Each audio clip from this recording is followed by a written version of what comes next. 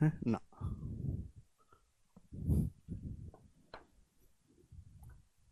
Hello दोस्तों, कैसे हैं? कैसन बा? नमस्ते भाई। नमस्ते। कैसे हैं बच्चों? Good evening. कैसे हैं आप लोग? तो कल की क्लास में बच्चों हमने आपके सामने एपी, जीपी, एचपी समझाया था मेरे दोस्तों। और ठीक बनी? ठीक है। चलिए, तो आज की क्लास में बच्चों हम एपी, जीपी, एचपी पे बेस्ड ही क्वेश्चंस करेंगे। तो शुरू करते हैं मेरे प्यारे भी आज की क्लास। और उसके बाद मैं आपको नेक्स्ट चीज समझाऊंगा, नंबर ऑफ फैक्टर्स। ये बताइएगा, 14 सवाल हम कर चुके हैं। कल का लास्ट सवाल आपने देखा? कल की क्लास का जो लास्ट सवाल था, जो मेंस 2021 के पेपर का था, कितना तगड़ा सवाल पूछा था मेरे दोस्तों कल की क्लास में। है भाई? मजा आ गया होगा। चलेगा। तो आज की क्लास में हम इस सीरीज को जल्दी से समाप्त करेंगे। बोला है, if the square of seventh term of an arithmetic progression with positive common difference equal to the product of third and 17th terms, then the ratio of first term to the common differences। ये बहुत important सवाल है। देखो, सवाल में बोला गया है कि किसी समांतर श्रेणी के सातवें पद का जो स्क्वायर है, सातवें पद का जो स्क्वायर है वो किसके बराबर है? वो तीसरे और 17वें टर्म के प्रोडक्ट के बराबर है। ऐसा सवाल में बोला गया है, तीसरे पद और 17वें पद के गुणनफल के बराबर है। तो आपसे पूछा पहले पद का कॉमन डिफरेंस से क्या रेशियो है।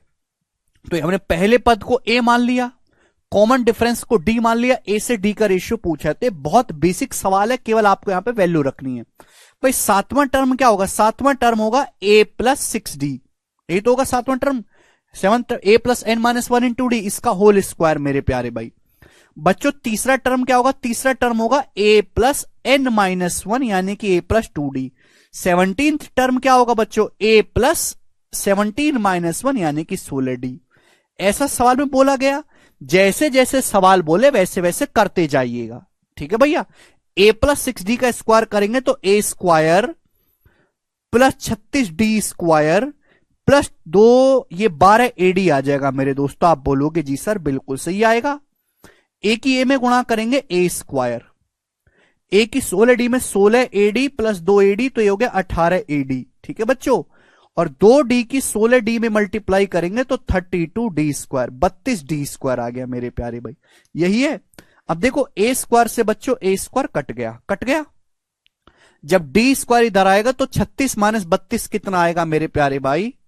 है भाई, ये आएगा। हाँ, 36 माइनस 32 आ गया 4d square, 4d square equal to मेरे दोस्तों, ये जब 12ad जब उधर चला जाएगा तो 18 माइनस 12 6ad आ जाएगा, 6ad। क्लियर है? आप बोलोगे हाँ जी सर यही आ गया। सवाल में साफ साफ ये बोला गया है कि कॉमन डिफरेंस जो पॉजिटिव है ना, कॉमन डिफरेंस जो है वो मेरे दोस्तों पॉजिटिव। अगर कॉमन डिफरेंस पॉजिटिव है तो हम लोग डी से डी को काट सकते हैं। तो यहां से 4d बराबर आ जाएगा बच्चों 6a। पूछा क्या है? फर्स्ट टर्म से कॉमन डिफरेंस का रेशियो, ए से डी का रेशियो आपसे पूछा है। तो 6 इधर आएगा, 4/6 यानी कि 4/6 होता है 2/3। तो फर्स्ट टर्म से कॉमन डिफरेंस का रेशियो 2:3 आ जाएगा। ये सवाल का आंसर है ए ऑप्शन। तो जैसे जैसे मेरे दोस्तों आपसे सवाल बोला जाए वैसे वैसे मेरे प्यारे भाई आपको करते जाना है और आप करते चले जाओगे, मजा आएगा। ठीक है स्टूडेंट? आप बोलोगे हाँ जी सर ये आपने बढ़िया बात बताई। आगे चलेंगे नेक्स्ट की तरफ मेरे दोस्तों। सवाल नंबर है आपके सामने 16। जल्दी से जवाब दीजिएगा, इसका क्या आंसर है। वेरी वेरी इंपॉर्टेंट नंबर है मेरे दोस्तों, वेरी वेरी इंपॉर्टेंट, जबरदस्त सवाल है ये, बहुत ज्यादा ओवर कंसेप्चुअल सवाल है। All the page number from a book are added beginning at page 1.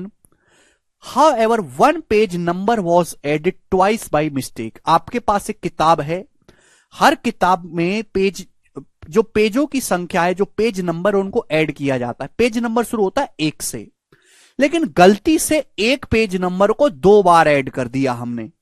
तो रिजल्ट आया मेरे दोस्तों 1000, सम आया 1000।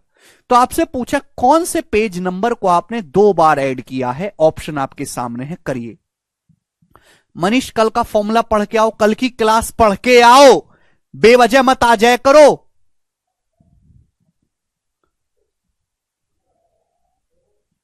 हां जी अरुण, ध्यान से सुनिएगा। हुआ क्या है कि आपके पास एक किताब है, उसमें ना पेज नंबर को ऐड किया जाता है। पेज की संख्या शुरू होती है 1 से। पहला पेज 1 है, दूसरे पेज नंबर 2 है, 2 को ऐड किया, तीसरे पेज नंबर पे 3 आएगा, 3 ऐड किया, चौथे पेज नंबर पे 4 आ रहा है, 4 को ऐड किया। माना किताब में n पेज है। कितने पेज है किताब में? n पेज है, तो इनको ऐड किया मेरे दोस्तों। क्लियर? आप बोलोगे हां जी सर बिल्कुल सही। और ऐड करने पर मैंने मान लिया कि माना किताब में n पेज है, तो 1 से लेके अगर n पेजों तक को ऐड किया जाए तो ऐड करने पर क्या आएगा? ये सम ऑफ नेचुरल नंबर आना चाहिए, n इंटू n प्लस 1/2, ये आना चाहिए मेरे प्यारे भाई, यही आना चाहिए ऐड करने पर। समझिए। लेकिन हुआ क्या है कि आपने किसी पेज को 2 बार ऐड कर दिया। जैसे मैं आपसे कहूं, आप एक 5 पेज की किताब है, 1 2 3 4 5, बताओ जोड़ के कितना आना चाहिए? जोड़ के आना चाहिए 15। 5 4 9 3 12 3 15, जोड़ के आना चाहिए 15।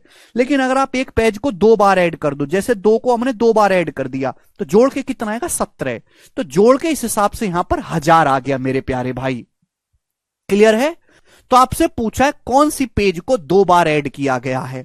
थोड़ा लॉजिकली सोचो, यानी कि जो आपका 1000 आया है ना, ये करेक्ट आंसर नहीं है योग।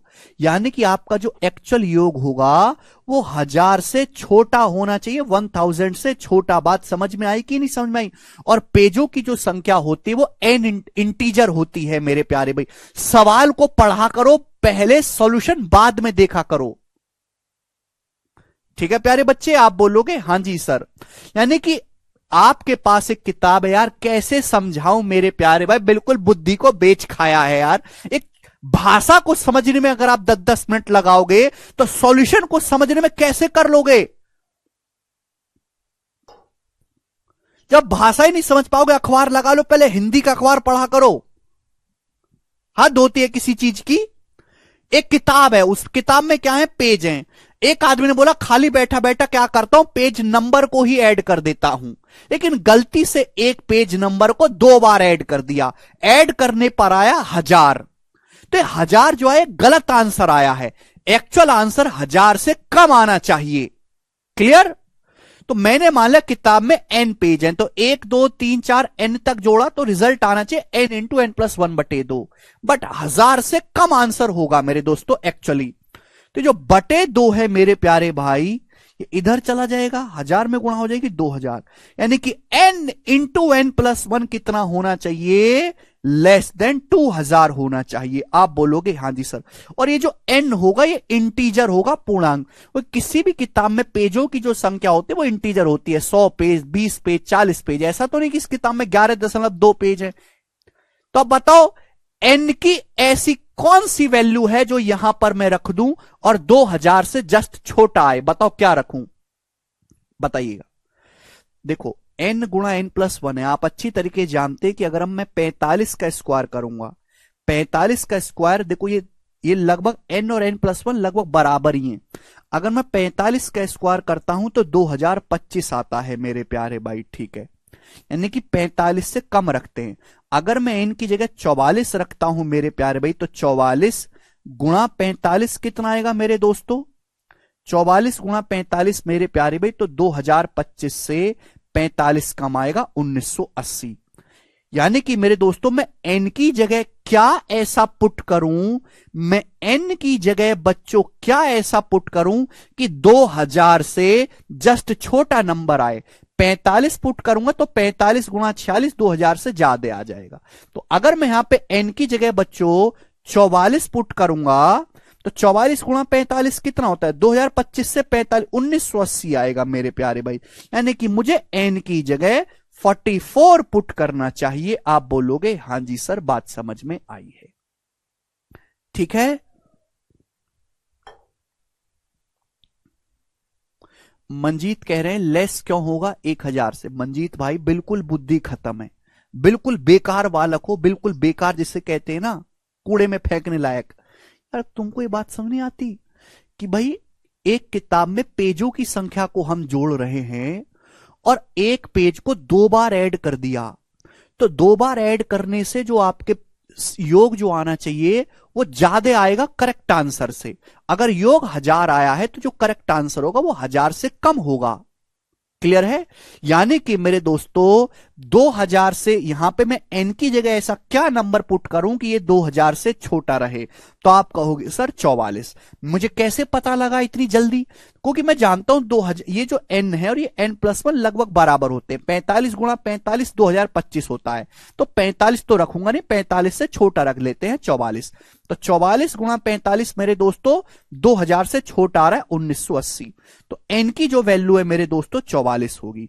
यानी कि मेरे दोस्तों इस किताब में जो पेज होंगे 44 पेज होंगे। अगर आपसे सवाल में पूछा होता कि बताओ किताब में कितने पेज हैं, 44 पेज हैं, लेकिन पूछा यह है कि बताओ कौन सी संख्या को 2 बार ऐड किया गया।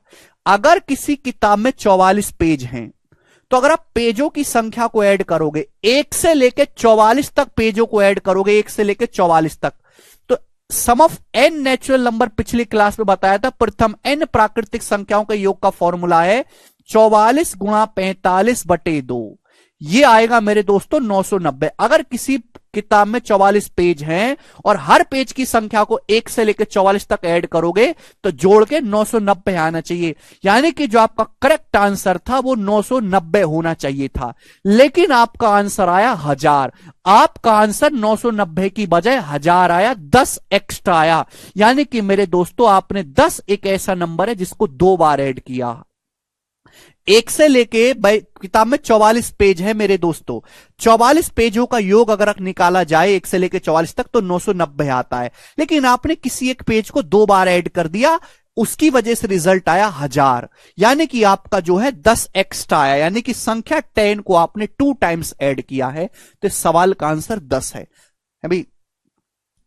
अगला सवाल लेंगे, सवाल नंबर 17। ये बताइएगा इस सवाल का क्या आंसर है फटाफट। बहुत ही बेहतरीन सवाल है, करो। सवाल 2017 के मींस के पेपर में पूछा गया है एज इट इज, बताइएगा जल्दी से। बोला है 100 और 400 के बीच सभी नेचुरल नंबर का योग क्या है जो 13 से डिविजिबल हैं। हम ये जानना चाहते हैं कि 100 और 400 के बीच वो सभी संख्याएं जो 13 से डिवाइड हैं उनका योग क्या होगा। तो पहले तो आप मुझे यह बताओ कि 100 और 400 के बीच कितनी ऐसी संख्याएं हैं जो 13 से डिविजिबल हैं। 100 और 400 के बीच। सवाल को पूरी ताकत से पढ़ा करो कि सवाल कहना क्या चाह रहा है। 100 और 400 के बीच कितने ऐसे नंबर हैं जो 13 से डिविजिबल है। तो 100 से जस्ट बड़ा 13 से कटने वाला नंबर है 104। 13 अट्ठे 104, 13 सत्ते 91, तो 100 से छोटा हो जाएगा। फिर अगला आएगा 13 निम्मा 117, 13 दुसाम 130। ये वो नंबर होंगे 13 के गैप पाएंगे 13 के गैप पे, जो कि 13 से कटने वाले हैं। अच्छा, 400 से जस्ट छोटा, 400 से जस्ट छोटा कौन सा ऐसा नंबर जो 13 से कटता है। तो आप कहोगे सर 13 तिया 39 होता है, एक जीरो चुपका लो, 390 है। 390 एक ऐसा नंबर है जो 400 से जस्ट छोटा है, 13 से कटेगा। तो सब 13 से कटने वाले नंबर्स हैं। आप बोलोगे हां जी सर। कितनी संख्याएं बच्चों, ये कल की क्लास में समझाया था कचरा आदमी कि नंबर ऑफ टर्म्स निकालने के लिए एक समांतर श्रेणी बन गई, 13 13 का गैप है। Last term minus first term upon common difference +1। घर से पढ़ के आया करो, घर से पढ़ के, और सवाल को पढ़ा करो ढंग से।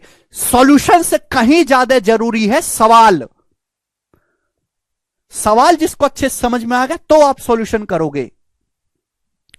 13 से जाओगे, 13 तिया 39, 30 बार, 13 अट्ठे 104, 30 माइनस 8 22 और 23, यानी कि 23 नंबर से। ये आपके सामने बोर्ड पे कितने नंबर लिखे हुए हैं, 23 नंबर लिखे हुए हैं।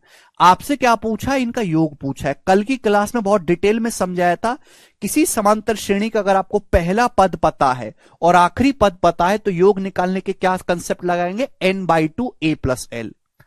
n कितनी संख्या है, 23 संख्या, 23/2। First term plus last term a + l, first term plus last term. 104 में 390 जब आप जोड़ोगे तो 494, 494 आ गया मेरे दोस्तों। आप बोलोगे जी सर क्लियर है। 2 से चला जाएगा मेरे दोस्तों 247 बार, ठीक है भाई। तो एंड में 1 आएगा प्यारे बच्चों, ये आंसर नहीं है ना, ये आंसर है। एंड में 3 सत्ते 21 1 आना चाहिए कैलकुलेशन करके, और 23 सत्ते 161 1 हासिल 16, 23 चौका 92 और 16 8, यानी कि 8 आएगा तो 5681 इसका आंसर है। सभी बच्चे समझ पाए हैं, बड़ा बेसिक सा सवाल था, समझ में आ गया। ये देखो, ये भी ऐसा ही है मेरे प्यारे भाई, ये सीटसल के पेपर में आया 2022 में। करो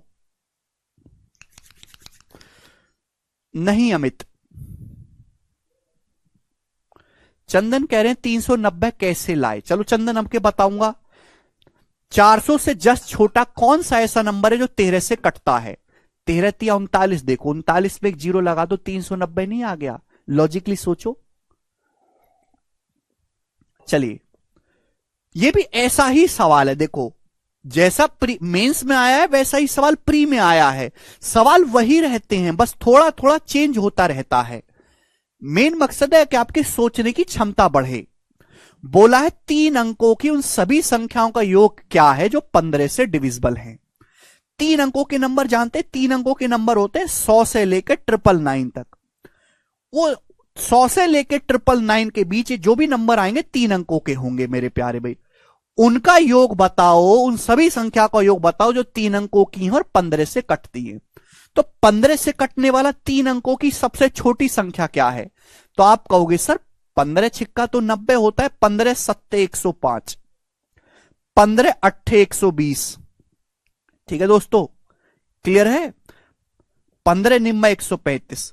अच्छा, सबसे आखिरी ऐसा कौन सा नंबर है 999 से जस्ट छोटा या फिर 3 अंकों की सबसे बड़ी संख्या ऐसी कौन सी है जो 15 से कटती है? कैसे पता लगाऊंगा मैं 3 अंकों की सबसे बड़ी संख्या कटने वाली?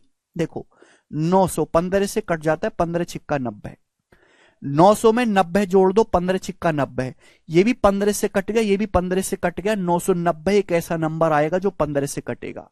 990 में अगर 15 जोड़ूंगा 1005, वो भी 15 से कटेगा लेकिन वो 4 अंकों का हो जाएगा। तो ऐसे पता लगाते हैं 990। जो नहीं समझ पाता, सबसे बड़ी संख्या क्या होती है 3 अंकों की 999। 999 को 15 से भाग दो मेरे दोस्तों, 15 से भाग दोगे तो शेषफल 9 बचेगा, यानी कि 999 में से 9 घटाओगे 990 15 से कटने वाली संख्या आएगी। ये आ गया मेरे दोस्तों संख्याएं, इनका योग निकालना है। अब वो पिछले सवाल की तरह हो गया। बच्चों कितनी संख्याएं ये समांतर श्रेणी में 15 का गैप है। Last term minus first term, sorry last term minus first term upon common difference plus 1। बच्चों यही आ गया ना स्टूडेंट? आप बोलोगे हाँ जी सर यही आया है, ठीक है ना। 15 से 66 और ये 7, तो यानी कि मेरे दोस्तों 60 संख्याएं। ये कितनी संख्याएं? 60 नंबर्स हैं। कितने नंबर से? 60 संख्याएं। समझ में आया? आप बोलोगे हाँ जी सर। देखो इतना भी नहीं करना होता, एक्चुअली 15 का पहाड़ा ही तो है बच्चे। 15 का पहाड़ा ही तो, ये कौन सा पहाड़ा है? 15 सत्ते 105, ये 15 अट्ठे 120, और आखिर में 15 का पहाड़ा ये जाएगा 66 बार। तो आप ये देखो पहाड़ा गया कितनी बार है, 7 से लेके पहाड़ा 66 तक गया है। तो कितना है मेरे दोस्तों? 66। Last term minus first term, और इसमें क्या ऐड करते? 1 ऐड कर देते हैं, तो 60 संख्याएं आ गई। इससे जल्दी होगा मेरे प्यारे भाई। तो 60 संख्याएं हैं मेरे प्यारे भाई, इनका योग निकालना है। तो 60/2 first term plus last term, 105 में 990 जोड़ेंगे तो कितना आ जाएगा मेरे दोस्तों? यह आ जाएगा आपका 1095। ठीक है भाई, ये 30 बार कट जाएगा मेरे प्यारे भाई, ठीक है। तो कुछ गड़बड़ है क्या?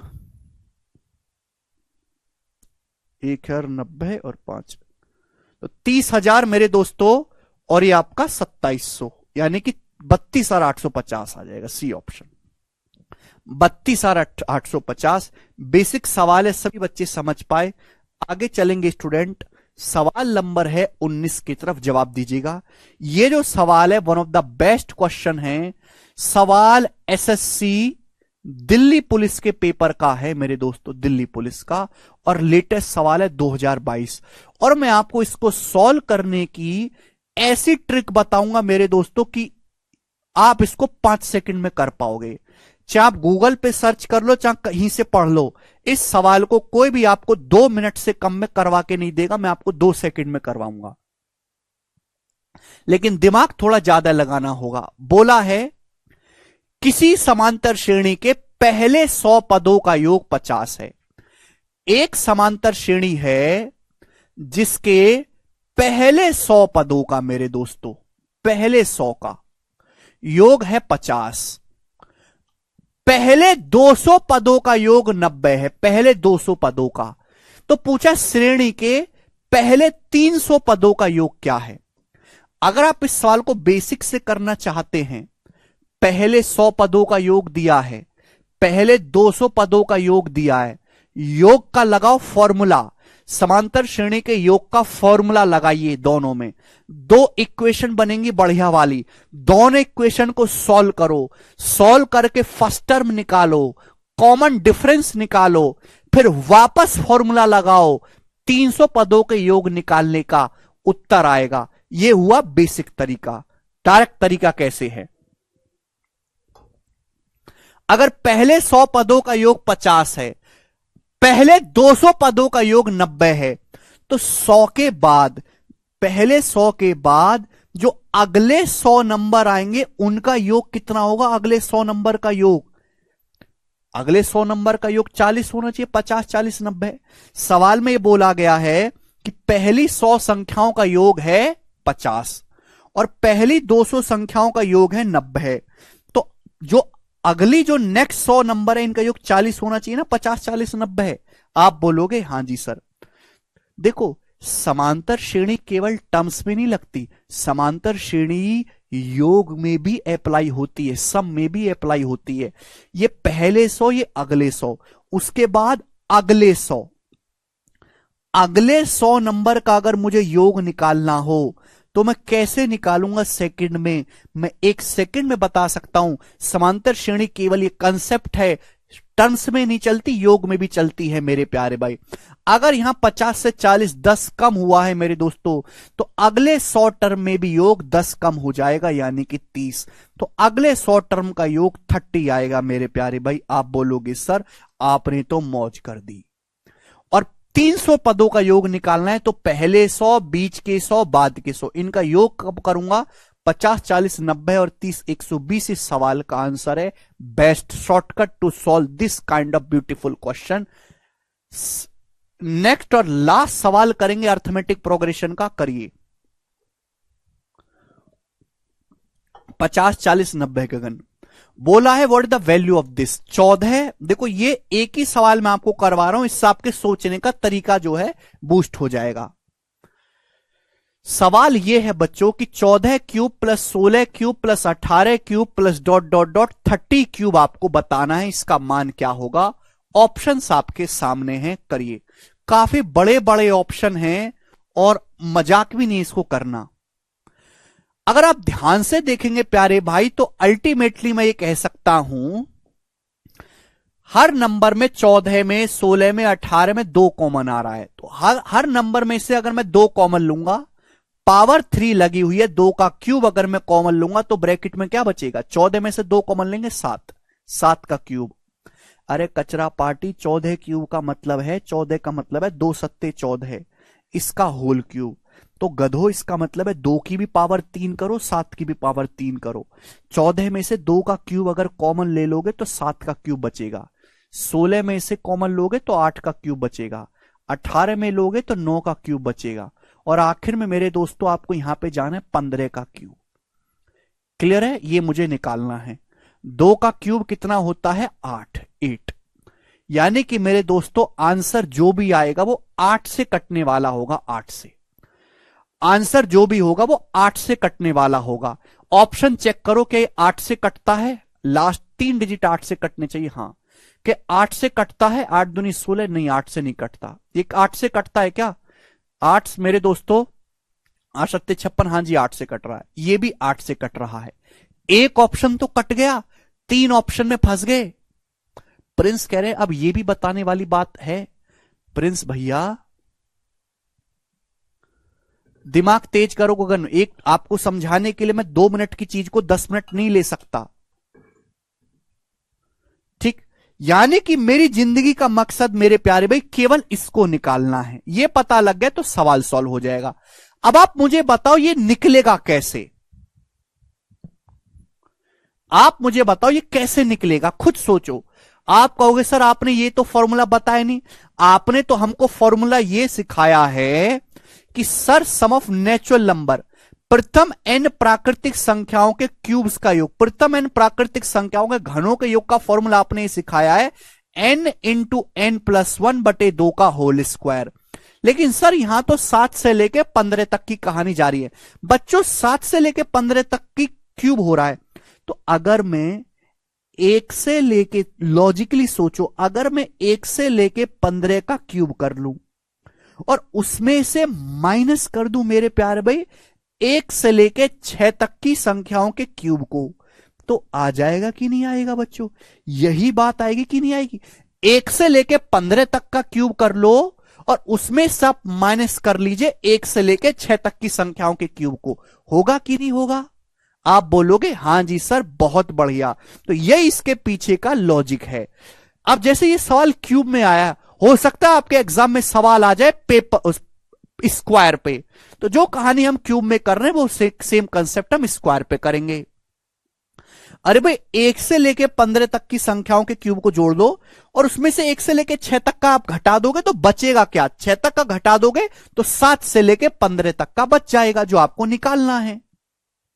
अर्पिता करें 8 क्यों कॉमन लिया? 8 इसलिए कॉमन लिया, 2 का क्यूब इसलिए कॉमन लिया जिससे कि लगातार नंबर बने और मैं फॉर्मूला लगा पाऊं। अबे हाँ या ना, इतनी सी बात को समझने में टाइम लगाओगे तो नहीं हो सकता। ये ऐसी बातें मैंने एक बार बोल दी और आपने एक बार में समझ ली। नो इफ नो बट,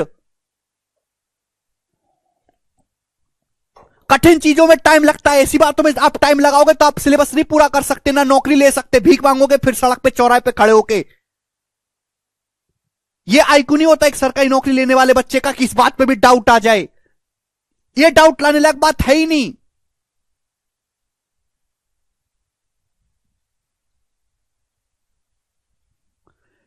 एक से लेके 15 के क्यूब में से अगर आप 1 से लेके 6 तक का क्यूब घटा दोगे तो बचेगा क्या? 7 से लेके 15 तक का कटेगा। ठीक है भाई, आप बोलोगे हाँ जी सर ये मैंने फॉर्मूला आपको समझाया है। तो बताओ ये वैल्यू क्या आएगी? 8 गुणा, अब आप मुझे खुद बताओ मेरे दोस्तों, 8 गुणा 1 से लेके 15 तक की संख्याओं का क्यूब क्या होगा? 15 गुणा 16/2 इसका होल स्क्वायर, यानी कि 2 से 16 8 बार चला जाएगा, 15 अट्ठे 120 का स्क्वायर। ये दिमाग में करना, ये लिखना नहीं है। ये सवाल मात्र 20 सेकंड का है, ये सब दिमाग में करना है। 1 से लेके 6 तक का क्या होगा? 6 गुणा 7/2 42/2 यानी कि 21 का होल स्क्वायर। मेरे प्यारे भी ये आ गया। तो इसका जो मान आया है ये आया है 120 का स्क्वायर माइनस 21 का स्क्वायर। बात समझे? अब हर कोई जानता है कि ए स्क्वायर माइनस बी स्क्वायर का फॉर्मूला ए माइनस बी गुणा ए प्लस बी। तो A square minus B square का फॉर्मूला लिख दूंगा 120 माइनस 21 99 इंटू ए प्लस बी। ए प्लस बी का मतलब 120 में जब मैं 21 जोड़ूंगा तो 141। आप बोलोगे हाँ जी सर बिल्कुल सही, बात समझ में आ गई, यहां तक कोई भी परेशानी नहीं है। यानी कि 8 नाम 72 मेरे दोस्तों, 8 नाम 72 2 एकम 2, आंसर जो भी आएगा मेरे प्यारे भाई उसके इकाई का अंक जो होगा वो 2 होगा मेरे दोस्तों। ये उत्तर है, डी ऑप्शन करेक्ट है।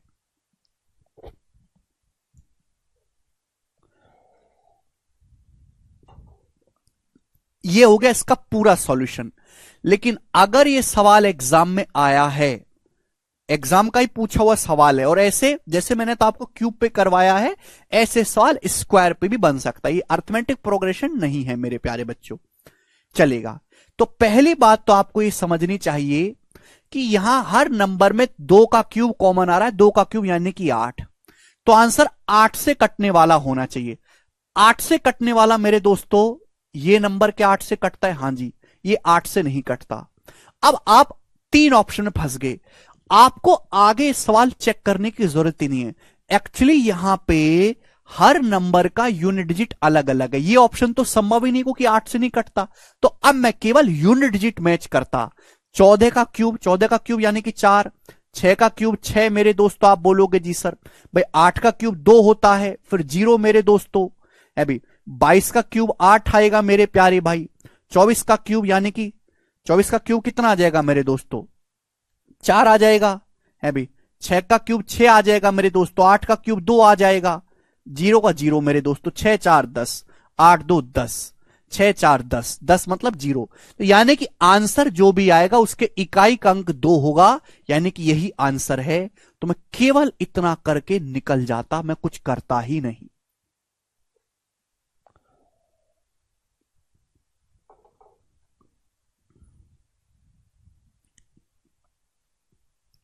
केवल यूनिट डिजिट मैच कर लिया हमने।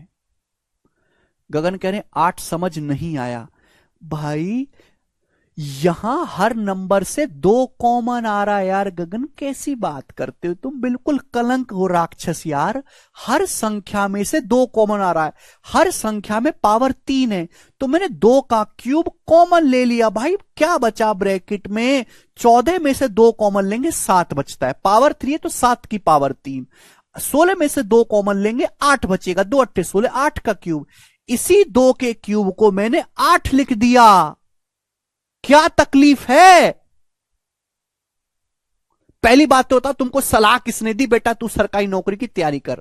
कौन ऐसी तुमको सलाह दे रहा? वो तुम्हारा दुश्मन है पक्का है।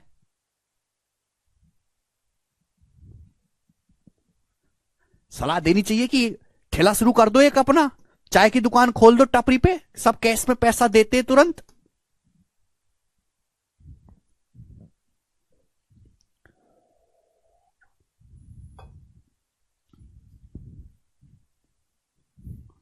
ठीक है भाई, चलेगा। तो ये थी कहानी अर्थमेटिक प्रोग्रेशन की, समांतर श्रेणी की।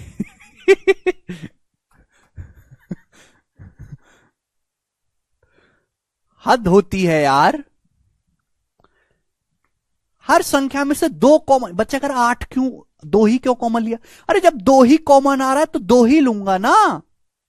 14 16 18 20 22 24 26 28 30, इनमें जब कॉमन ही 2 है तो 2 ही कॉमन लूंगा।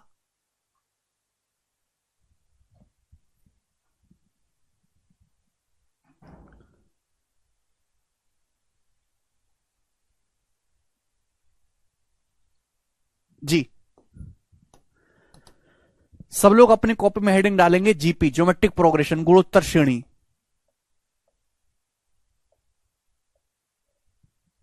सब लोग अपनी कॉपी में हेडिंग डालेंगे जीपी, ज्योमेट्रिक प्रोग्रेशन, गुणोत्तर श्रेणी। जैसे अर्थमेटिक प्रोग्रेशन मैंने आपको बताया था समांतर श्रेणी। समांतर श्रेणी एक ऐसी सीरीज समझा दिया मैंने जहां 2 लगातार पदों में सेम डिफरेंस आए, बराबर बराबर गैप पे हो, बराबर बराबर दूरी पे नंबर रहे। ज्योमेट्रिक प्रोग्रेशन एक ऐसी सीरीज मेरे दोस्तों जिनमें किन्हीं भी 2 लगातार टर्म का रेशियो या फिर अनुपात बराबर रहे, रेशियो सेम रहे। एग्जाम्पल के लिए जैसे मैंने आपके सामने लिखा 1 है भाई, 1 4 है मेरे दोस्तों, 16 64 256।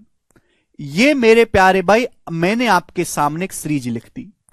क्लियर? आप बोलोगे हां जी सर कोई दिक्कत नहीं, ये गुणोत्तर श्रेणी है मेरे दोस्तों, क्योंकि इसमें मेरे प्यारे भाई ये है इसका फर्स्ट टर्म।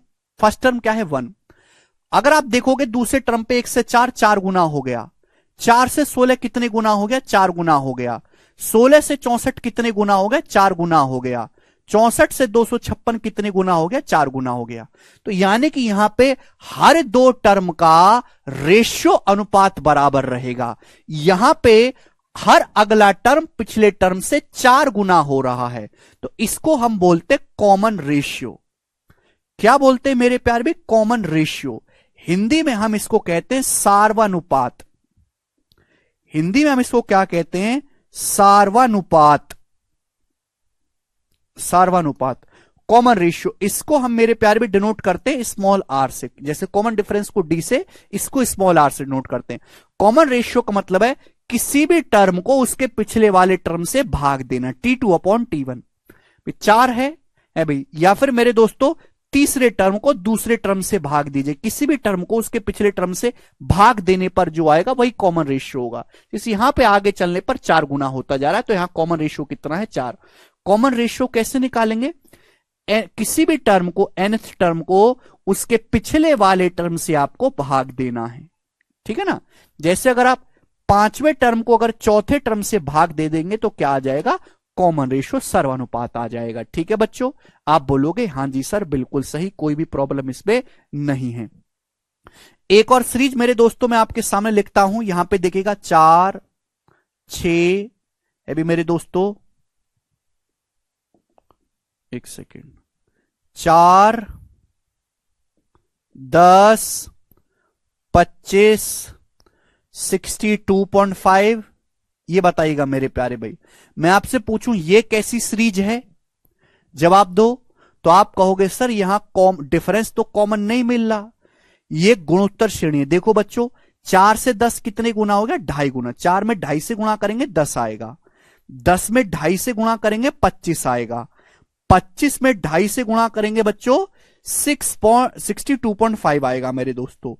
तो यहां पे जो पहला टर्म है वो 4 है और जो कॉमन रेशियो वो 2.5 है। तो बच्चों ये कैसी सीरीज है, ये गुणोत्तर श्रेणी है। सभी को समझ में आया, बात समझ में आ गई, हाँ या ना, कुछ तो बोलो। ठीक है चलेगा। तो सबसे पहले आपको यह समझना चाहिए कि एपी और जीपी में फर्क क्या है। एपी में डिफरेंस बराबर होता है, जीपी में रेशियो बराबर होता है। क्लियर है, कोई तकलीफ नहीं, कोई समस्या नहीं। हालांकि 5वीं 6ठी क्लास में सिखाया जाता है बच्चों को। चलो दोस्तों, अब किसी भी गुणोत्तर श्रेणी की स्टैंडर्ड फॉर्म क्या है। मैं आपसे कहूं कि आपके पास एक ऐसी गुणोत्तर श्रेणी है बच्चों, मैं आपसे कहता हूं आपके पास एक ऐसी गुणोत्तर श्रेणी है जिसका फर्स्ट टर्म ए है, जिसका पहला पद ए है। फर्स्ट टर्म क्या है स्टूडेंट, ए है, और कॉमन रेशियो यानी कि सर्वानुपात आर है। तो आप मुझे बताओ वो सीरीज क्या होगी मेरे प्यारे भाई। कॉमन रेशियो जो है वो स्मॉल आर है। आपके पास एक ऐसी गुणोत्तर श्रेणी आप बताइए जिसका पहला टर्म ए हो और कॉमन रेशियो आर हो। बच्चों अगर पहला टर्म ए है, अगर कॉमन रेशियो आर है, तो अगला टर्म क्या होगा, अगला टर्म क्या आएगा, आर से गुणा करने पर आएगा, ए गुणा आर। आप बोलोगे हां जी सर बिल्कुल सही। अगला टर्म क्या आएगा, अगला टर्म क्या आएगा, ए आर में आर से गुणा कर देंगे। कॉमन रेशियो का मतलब ज्योमेट्रिक प्रोग्रेशन में कॉमन रेशियो से गुणा होती जाती है। अगला टर्म आएगा ए आर में, फिर से आर से गुणा कर देंगे, ए आर स्क्वायर। क्लियर, आप बोलोगे हां जी सर बिल्कुल सही। अगला क्या आएगा, फिर आर से गुणा कर देंगे, ए आर क्यूब। तो मेरे प्यारे भाई ये आपके सामने ज्योमेट्रिक प्रोग्रेशन की गुणोत्तर श्रेणी की स्टैंडर्ड फॉर्म बन गई। ये बच्चों इसका पहला टर्म है, ये इस गुणोत्तर श्रेणी का दूसरा टर्म है, ये तीसरा टर्म है बच्चों, ये चौथा टर्म है। तो आप यहां से एक चीज ऑब्जर्व कर पा रहे हैं खुद से, जैसे मैंने आपको एपी में करवाया था, आप मुझे खुद से ऑब्जर्व करके बताओ कि इस गुणोत्तर श्रेणी का nth टर्म क्या होगा। सब कुछ परिभाषा से ही पैदा हुआ है। जीपी का फुल फॉर्म पूछनी आंचल, जीपी का फुल फॉर्म है ज्योमेट्रिक प्रोग्रेशन, ज्योमेट्रिक प्रोग्रेशन गुणोत्तर श्रेणी।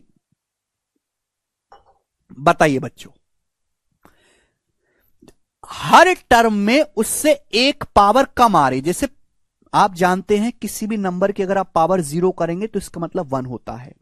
तो ए को मैं ऐसे लिख सकता हूं, ए गुणा आर की पावर 0, क्योंकि आर की पावर 0 का मतलब 1 ही होता है। पहले टर्म में आर की पावर 0 है, दूसरे टर्म में आर की पावर 1 है, तीसरे टर्म में आर की पावर 2 है, चौथे टर्म में आर की पावर 3 है। हर टर्म में जो आर की पावर है उससे एक कम है। हर टर्म में ए से गुणा हो ही रही है। अगर आप nth टर्म निकालना चाहते हो तो आर की जो पावर आएगी वो n से एक कम आएगी मेरे प्यारे भाई। तो कोई चीज रटने वाली नहीं है मेरे प्यारे भाई, हर चीज परिभाषा से ही पैदा हुई है, ऑब्जर्वेशन स्किल से।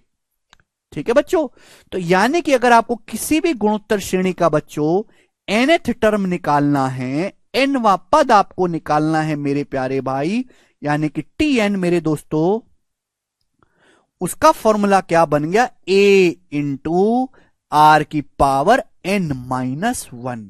आप बोलोगे हां जी सर बिल्कुल सही, कोई भी इसमें डाउट नहीं है, a इंटू आर की पावर n-1। समझ में आ गया? आप बोलोगे हां जी सर समझ में आ गया।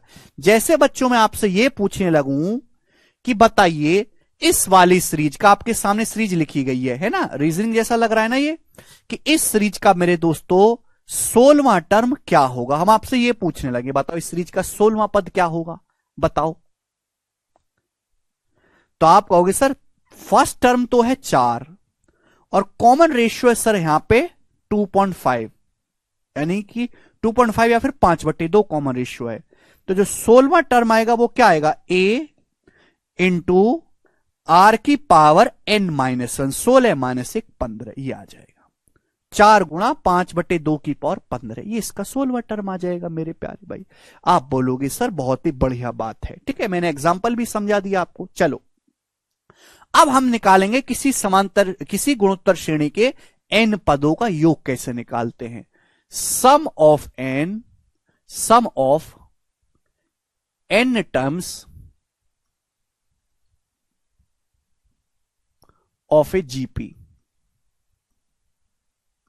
हिंदी वाले भाई लिख लेंगे किसी गुणोत्तर श्रेणी के n पदों का योग। किसी गुणोत्तर श्रेणी के n पदों का योग क्या होगा, किसी भी गुणोत्तर श्रेणी के n पदों का योग, ठीक है। ऐसे मैं फॉर्मूला आपको प्रूफ नहीं करवा रहा हूं, ना ही आपको कोई जरूरत है प्रूफ करने की, डायरेक्ट आपको मेरे दोस्तों ध्यान रखना है प्यारे बच्चे, क्लियर है। Sn बराबर a इंटू आर की पावर n-1, स्मॉल आर की पावर n-1 अपॉन मेरे दोस्तों r-1। आप बोलोगे हां जी सर बिल्कुल सही, मैं आपको बात को समझ गया। तो किसी भी मेरे दोस्तों गुणोत्तर श्रेणी के अगर आपको n पदों का योग निकालना है तो उसका फॉर्मूला है a इंटू आर की पावर n-1 अपॉन r-1। उतारने देते ना थोड़ा, अच्छा उतार लीजिए, ये उतार लो आप पहले बच्चों, जल्दी जल्दी उतारा करो, साथ साथ जल्दी जल्दी।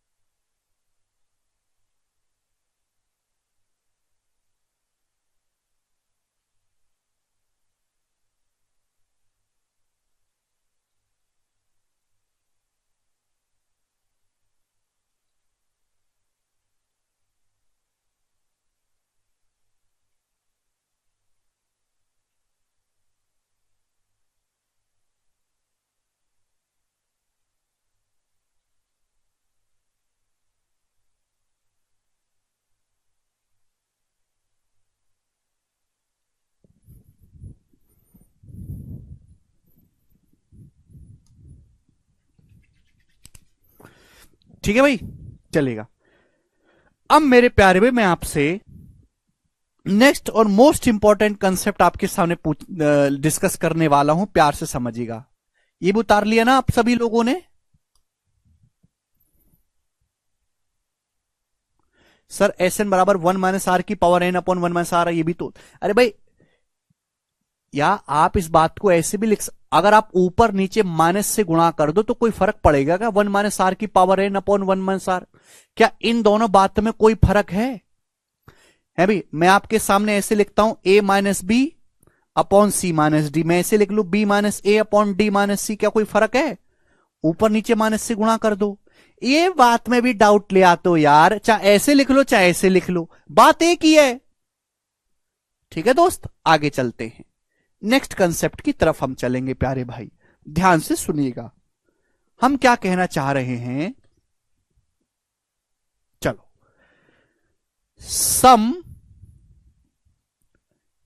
सम of N infinite GP series, sum of N infinite terms GP series,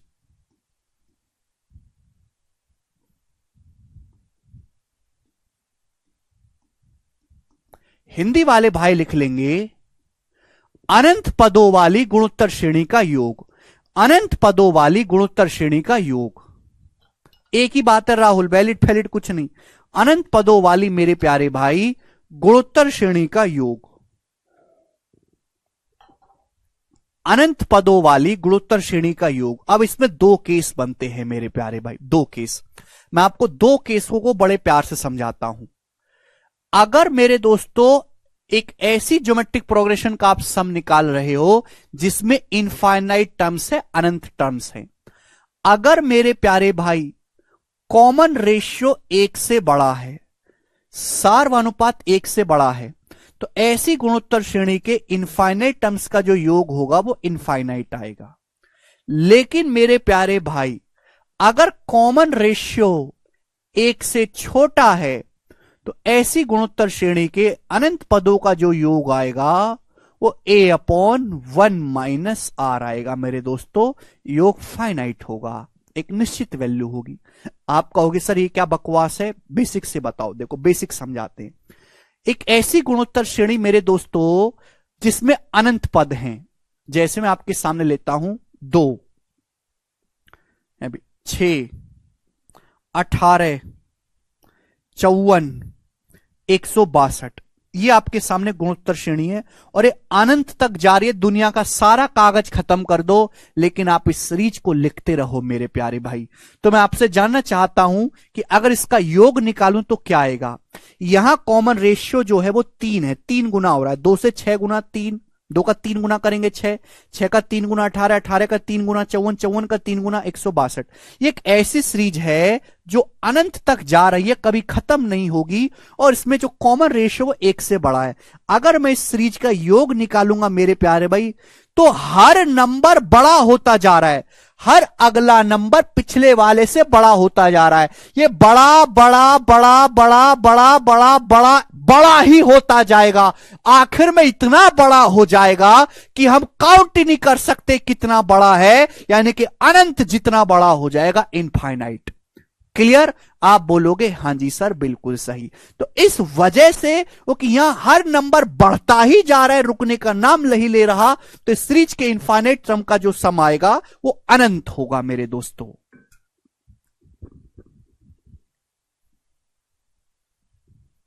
ठीक है, ये बात समझ में आ गई।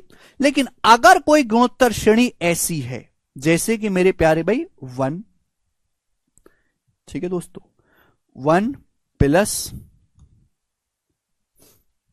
यहां पे कौन सा एग्जांपल है, ठीक है भाई, 1 plus 1/6 plus 1/36 plus 1/216 plus dot dot dot dot infinite. बताइएगा, ये एक ऐसी गुणोत्तर श्रेणी है मेरे प्यारे भाई, थोड़ा दिमाग लगाया करो यार।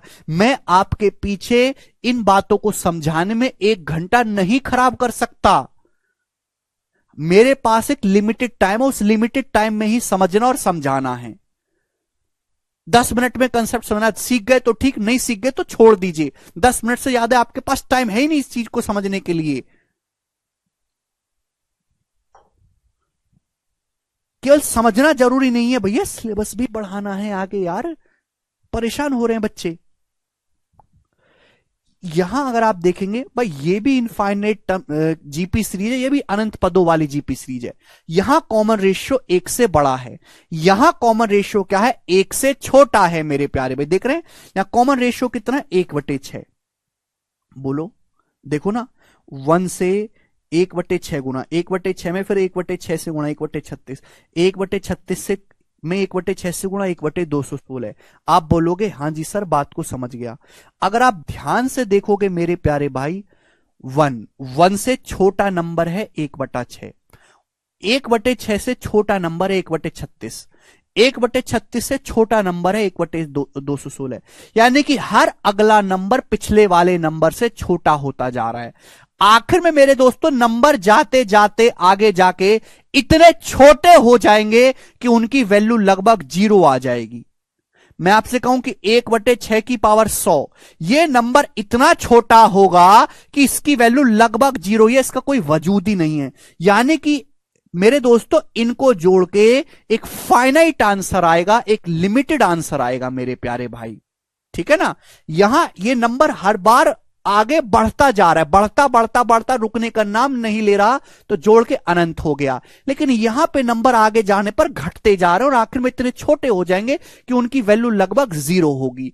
तो यहां जो सम आएगा, यहां कॉमन रेशियो 1 से छोटा है, वो लिमिटेड आएगा और सम आएगा कितना, a/1 - r। पहला टर्म क्या है, यहां पर 1 है। फर्स्ट टर्म क्या है बच्चों, ये फर्स्ट टर्म यहां पे 1 है। कॉमन रेशियो कितना है, 1/6। तो 1 - 1/6 होता है 5/6। ये ऊपर चला जाएगा 6/5, यानी कि इनको जोड़ के जो आएगा वो लगभग 6/5 आएगा। समझ में आया? बस इतनी ही कहानी आपको जाननी है, इसके अलावा कुछ जानने लायक है ही नहीं। ठीक है बच्चों, अब इसी पर बेस्ड में सवाल करूंगा, जल्दी से समझ लीजिएगा। सवाल नंबर 21। केशव, पानी करने यार बोतल में। Find the value.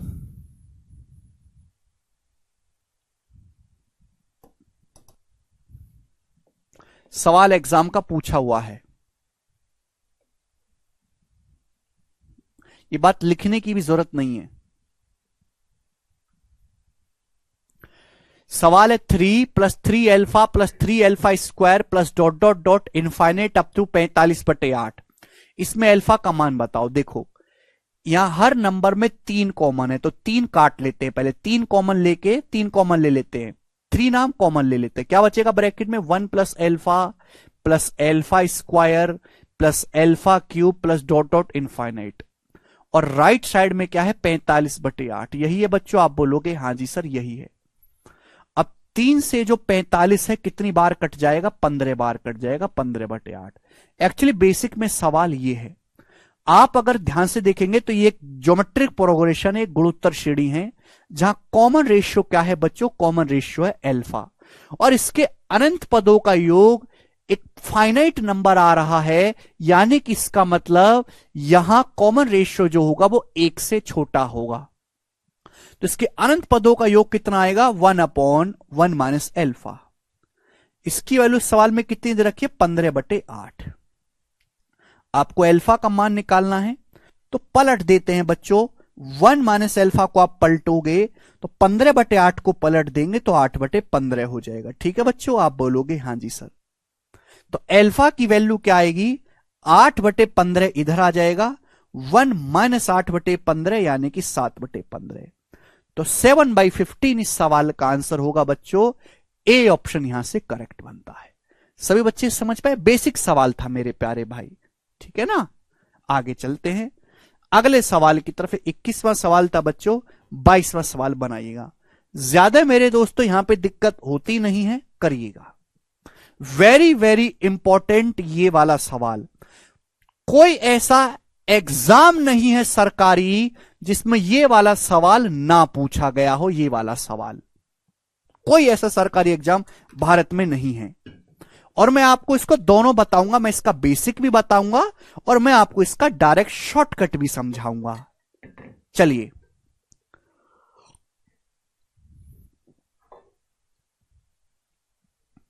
देखो, सबसे पहले किसी गेंद को 500 मीटर की ऊंचाई से जमीन पर फेंका जाता है, तो गेंद अपने हर आखिरी उछाल के 4/5 गुना उछलती है। गेंद के रुकने तक कुल दूरी ज्ञात करें। मेरे प्यारे भाई, पहले यदि किसी गेंद को 500 मीटर की ऊंचाई से उछाला जाता है, तो गेंद अपने हर आखिरी उछाल का 4/5 गुना उछलती है। गेंद के रुकने तक कुल दूरी ज्ञात करें। इस सवाल में केवल गणित लगाना है, फिजिक्स का कोई वजूद नहीं है मेरे दोस्तों। जैसे ये है मेरे दोस्तों फर्श, आपने यहां से मेरे प्यारे भाई, थोड़ा नीचे कर लेता हूं, जैसे सपोज मेरे दोस्तों फर्श है, आपने यहां से एक बॉल गिराई मेरे दोस्तों, बॉल। तो बॉल जब आप गिराओगे तो 500 मीटर की ऊंचाई से आपने बॉल गिराई है। आपने एक फर्श है मेरे दोस्तों, एक बॉल गिराई है 500 मीटर की ऊंचाई से, तो बॉल ऐसे टक गिरेगी जमीन पे। कितना मेरे दोस्तों, 500 मीटर की ऊंचाई से बॉल गिरी है। तो गिरने के बाद मेरे दोस्तों बॉल क्या करेगी, टप्पा मारेगी। क्या करेगी, टप्पा। टप्पा मारने के बाद ये ऊपर की तरफ जाएगी मेरे दोस्तों। तो 500 मीटर तक थोड़ा ना उछल के जाएगी, थोड़ा कम ही उछलेगी। तो सवाल में बोला है कि बॉल अपने आखिरी उछाल का 4/5 गुना उछलती है। अगर पिछला उछाल 500 का था तो 500 का 4/5 कितना होता है? 400। यानी कि इस बार बॉल 400 मीटर ही मेरे दोस्तों ऊपर उछल के जाएगी, 400 मीटर। आप बोलोगे हां जी सर, बहुत बढ़िया सर, अरे वाह, ऑस्कर मिलेगा सर आपको। इसके बाद जब बॉल 400 मीटर जाएगी, उछलने के बाद भाई बॉल नीचे भी तो वापस आएगी, बॉल नीचे भी तो वापस आएगी। आप बोलोगे हां जी सर, तो बॉल 400 मीटर नीचे वापस आएगी, यही चलेगा? आप बोलोगे हां जी सर, यही चलेगा। इसके बाद बच्चों बॉल वापस उछल के जाएगी मेरे प्यारे में, बॉल वापस टप्पा मारेगी, उछल के जाएगी, जमीन पे टप्पा मारा टक, फिर उछल के जाएगी। तो पूरी लेंथ नहीं उछल के जाती, अपने आखिरी उछाल का 4/5 ही उछलेगी। आखिरी उछाल बॉल का कितना था? 400 मीटर का। तो 400 का 4/5 कितना होता है मेरे दोस्तों? 320। यानी कि अब बॉल जो है 320 मीटर ही उछलेगी मेरे प्यारे भाई। आप बोलोगे सर बहुत बढ़िया। उछलने के बाद बॉल भाई वापस भी तो आएगी नीचे जमीन पर, तो बॉल 320 मीटर ही वापस आएगी मेरे प्यारे भाई। और 320 मीटर वापस आने के बाद बॉल फिर से टप्पा खा के ऊपर जाएगी, टक टप्पा खाया और ऊपर जाएगी मेरे दोस्तों। कितनी मेहनत करता हूं मैं आपको समझाने के लिए, जबकि एक बालक को जो ग्रेजुएट हो चुका, ये बात खुद से दिमाग में समझ लेनी चाहिए, पर तुम तो ग्रेजुएट के नाम पे कलंक हो। जब ये ऊपर जाएगी मेरे प्यारे भाई, तो अपने पिछले उछाल का 4/5 ही जाएगी, 320 मीटर का 4/5 ही जाएगी, यानी कि कितना? 256 मीटर ही बॉल उछल के जाएगी, फिर वापस आएगी मेरे दोस्तों जमीन पे, 256 मीटर ये वापस आएगी। और इसी तरीके से ये अनंत टप्पे खाएगी, इनफाइनाइट तक ये टप्पे खाती रहेगी, उछलती रहेगी। तो ये एक सीरीज बन गई मेरे दोस्तों। आपसे पूछा है गेंद के द्वारा रुकने तक कुल दूरी ज्ञात करें। साकेट करें सर, कुछ समझ नहीं आ रहा, नथिंग। अगर साकेट आपको ये बात भी समझ में नहीं आई है तो मैं आपको बिल्कुल सही सलाह दूंगा। कोई टीचर सलाह नहीं देता, ना कोई आपको समाज में मिलेगा। You just leave preparation and do something else in your life. सरकारी नौकरी की तैयारी छोड़ के कुछ और जीवन में करो, वहां आपके करियर का अच्छा स्कोप है। यहां आपका कुछ भी नहीं हो पाएगा भाई, कुछ भी। जो आदमी बॉल उछाल के नीचे जमीन पर टप्पा नहीं मार पा रहा, वो जीवन में क्या करेगा?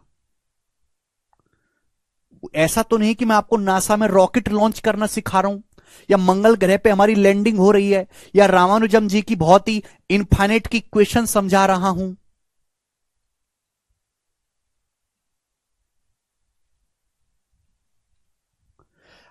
हर गेंद अपने हर बार आखिरी उछाल का 4/5 गुना उछलती है। लिखा तो इस सवाल में पहला उछाल 500 का है, तो 500 का 4/5, अगली बार 400 मीटर उछली, फिर नीचे आई।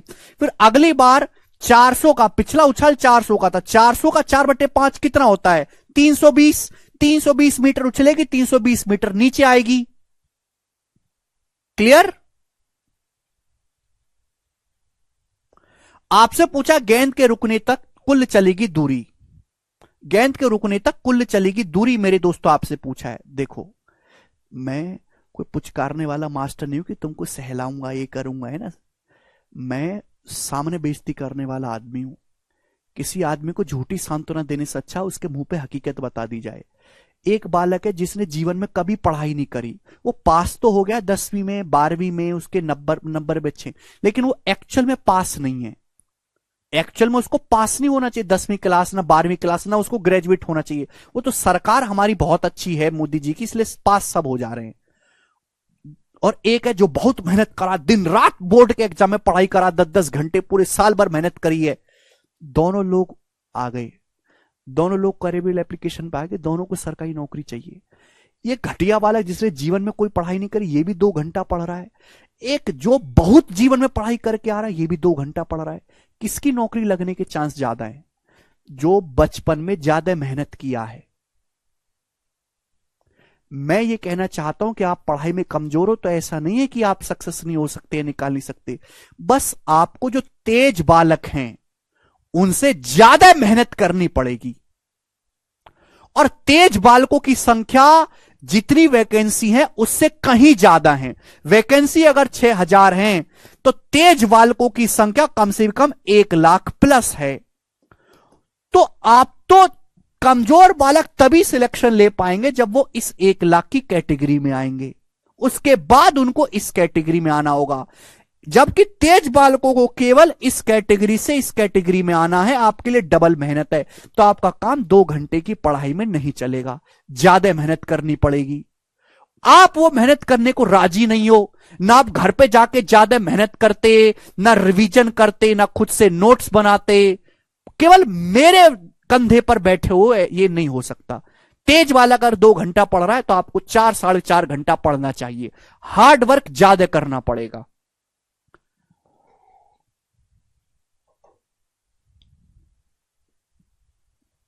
बचपन के पाप को धोना पड़ेगा।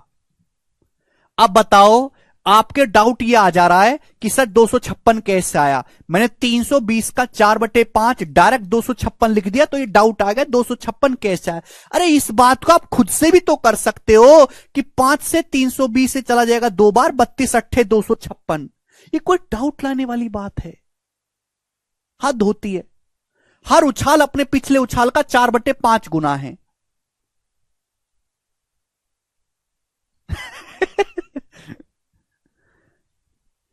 मैं केवल ये कहना चाहता हूं कि जितनी आप मेहनत कर रहे हो और जितना आपके अंदर टैलेंट है, दोनों ही काफी नहीं है सरकारी नौकरी लेने के लिए।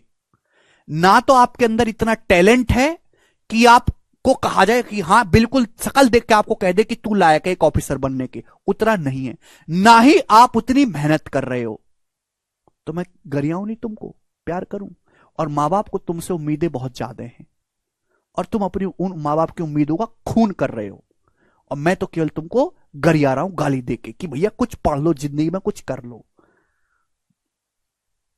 मैं तो केवल ये कर रहा हूं, आप तो अपने मां बाप के सपनों का खून कर रहे हो।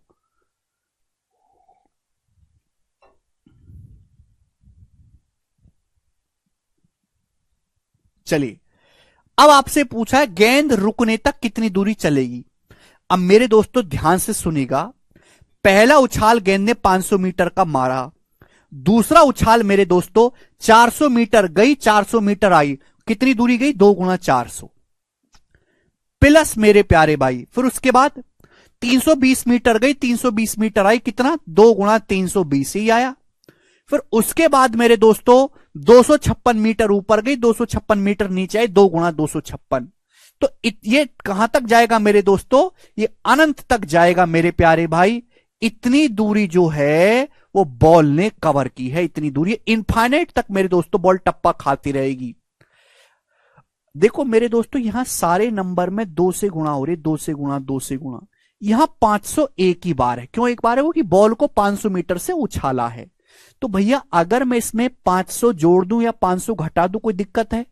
ये जो 500 है मैं इसको ऐसे लिख सकता हूं, 500 जोड़ दिया, 500 घटा दिया, 2 गुणा 500, और मेरे दोस्त है माइनस का 500, मैं ऐसे लिख सकता हूं। समझ में आया कि नहीं आया भाई? मैंने ये यहां हर नंबर में, बाकी सारे ही नंबर में 2 से गुणा, यहां 2 से गुणा नहीं है। तो 500 को ऐसे लिख सकता हूं, 2 गुणा 500 माइनस 500, 2 से गुणा कर दिया मेरे दोस्तों, 500 घटा लिया, 1000 माइनस 500 500 ही होता है। अब मेरे प्यारे भाई, ये जो है ये एक ज्योमेट्रिक प्रोग्रेशन बन गई है, गुणोत्तर श्रेणी, अगर इसको गौर से देखा जाए मेरे प्यारे भाई। यहां से 2 तो कॉमन आ गया, ब्रैकेट में बचा मेरे दोस्तों 500 plus 400 plus 320 plus dot dot dot dot infinite. ठीक है बच्चों, और माइनस का 500। आप बोलोगे हाँ जी सर, और इस गुणोत्तर श्रेणी का आपको निकालना है सम। ये मेरे दोस्तों ध्यान से सुनेगा, ये यहां पे कॉमन रेशियो कितना है? यहां पे कॉमन रेशियो कितना है? 4/5। 500 का 4/5 400, 400 की 4/5 में गुणा करेंगे 320, 320 की 4/5 में गुणा करेंगे 256, क्योंकि हर उछाल अपने आखिरी उछाल का 4/5 गुना है, 4/5 गुना। तो ट्वाइस इंटू क्या होता है फॉर्मूला? ए अपॉन मेरे प्यारे भाई first term a upon 1 minus r. First term है 500, कॉमन रेशियो है 4/5, 1 माइनस 4/5, और इसमें से माइनस करना है मेरे प्यारे भी 500। आप बोलोगे जी सर बिल्कुल सही। तो 2 गुणा 500 कितना हो गया 1000। 2 गुणा 500 हो गया 1000। 1 - 4/5 1/5। 1/5 जब ऊपर जाएगा तो 5000। तो 5000 -500 कितना आ गया 4500 मीटर। तो बॉल रुकने से पहले तक 4500 मीटर की दूरी तय करेगी। ये इस सवाल का आंसर है। ए ऑप्शन करेक्ट है। समझ में आया? दुगना क्यों किया चंदन?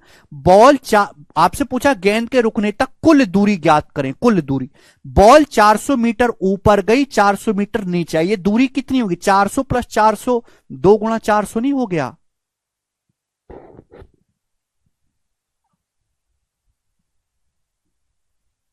अरे बेटा जीपी बनवानी है मेरे दोस्तों सीरीज। ये इस सवाल का बेसिक सॉल्यूशन है।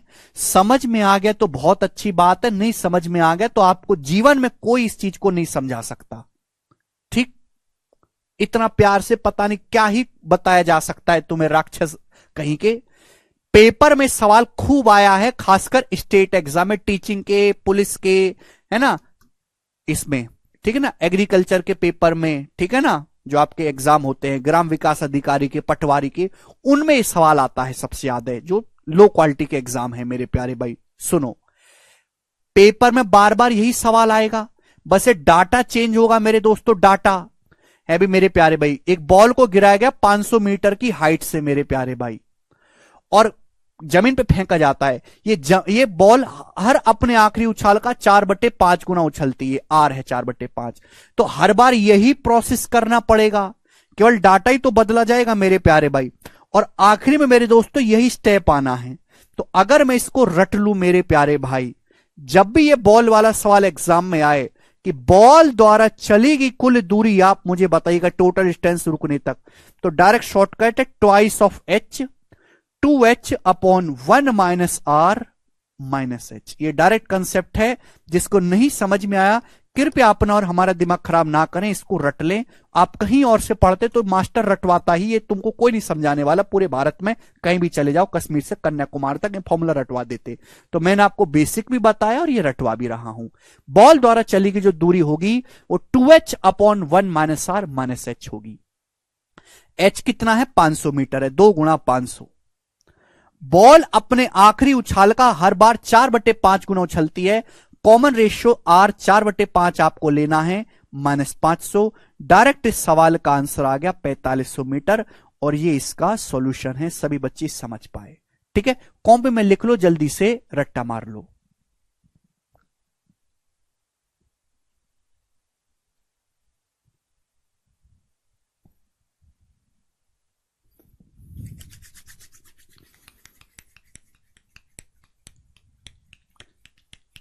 यस विनायक, बिल्कुल सही विनायक।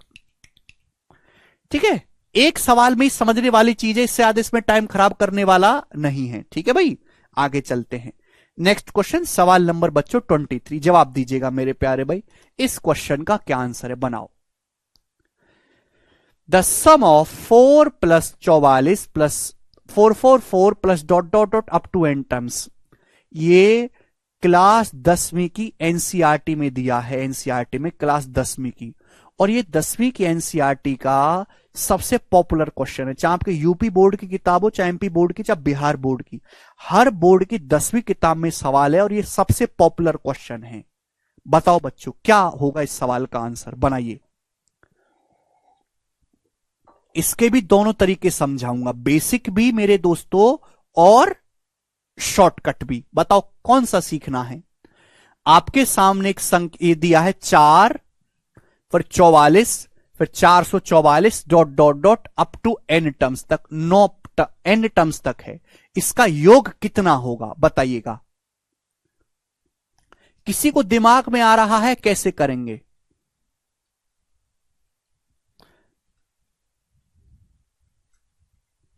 सी ऑप्शन बता रहे हैं। पहले बेसिक समझते हैं कि इसका बेसिक सॉल्यूशन क्या है, फिर हम डायरेक्ट इसका सॉल्यूशन भी समझेंगे। ठीक है बच्चों, चलिए दोस्तों।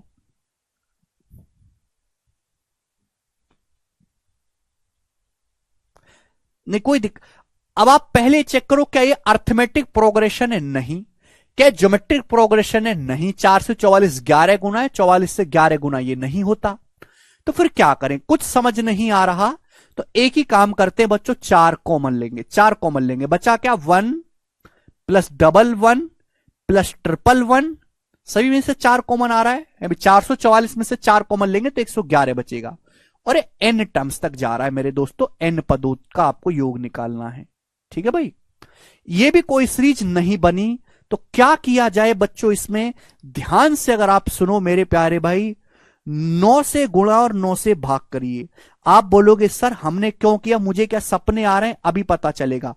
इस ऊपर 9 से गुणा कर दो, नीचे 9 से भाग कर दो। 1 में 9 से गुणा करेंगे 9, 11 में 9 से भाग करेंगे 99, 111 में 9 से भाग करेंगे 999, और dot dot dot dot dot dot n terms. आप बोलोगे हां जी सर, बात अच्छी तरीके से समझ में आया।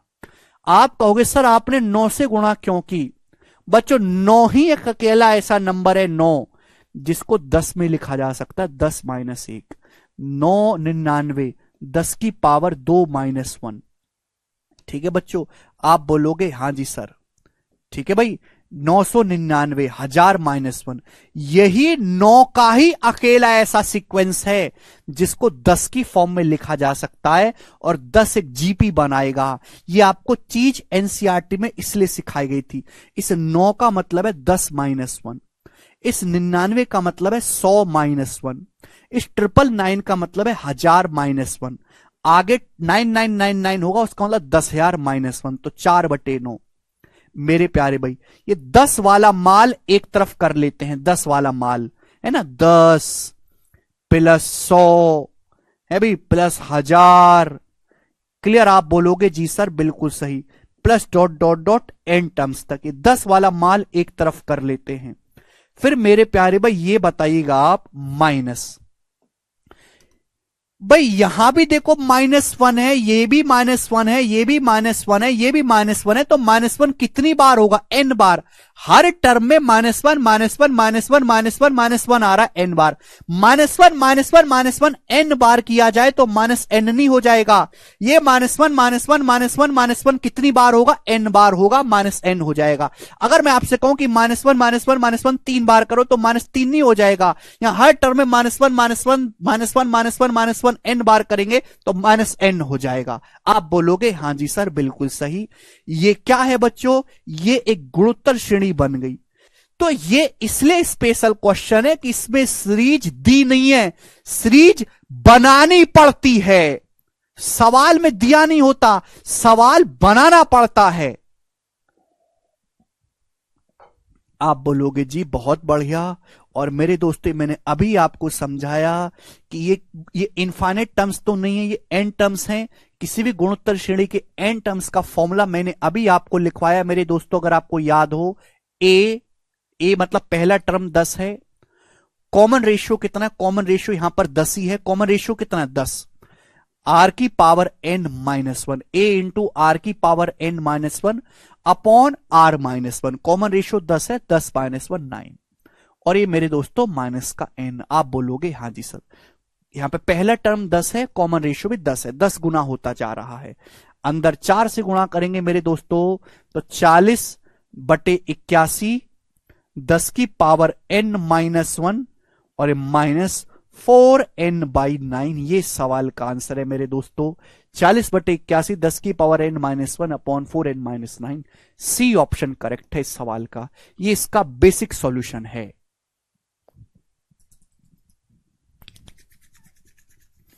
कितने बच्चों की यादें ताजा हो गई?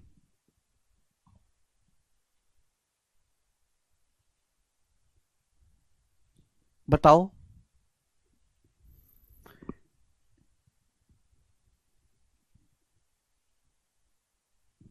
यादें ताजा हुई? आप बोलोगे हां जी सर यादें ताजा हुई हैं हमारी, टेंशन मत लो। अब मेरे प्यारे भाई मैं इसको हटा दे रहा हूं, हटाइए इसको, बकवास है। क्लियर है? अरे